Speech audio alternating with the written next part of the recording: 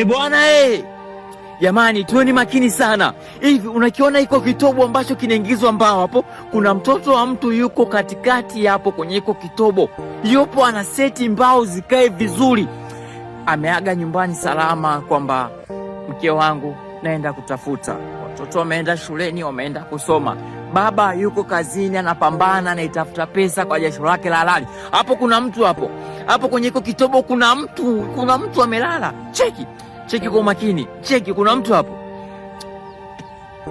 Alafu mwisho wa siku nakuta kuna litoto lipumbavu linataka eti kumtoa mzazi wake kafara. Kuna litoto lijinga limekosa maadili linafikiria kumtoa mzazi wake kafara. Aiseki, ukweli inauma sana, inauma. Naomba mnisamehe sana kama nawakosea, lakini inauma sana, imenigusa. Jamani, wazazi wanapambana, wazazi wanasota chiki. Mwenyezi Mungu bariki kila mtu ambaye anatafuta kwa jasho lake la halali.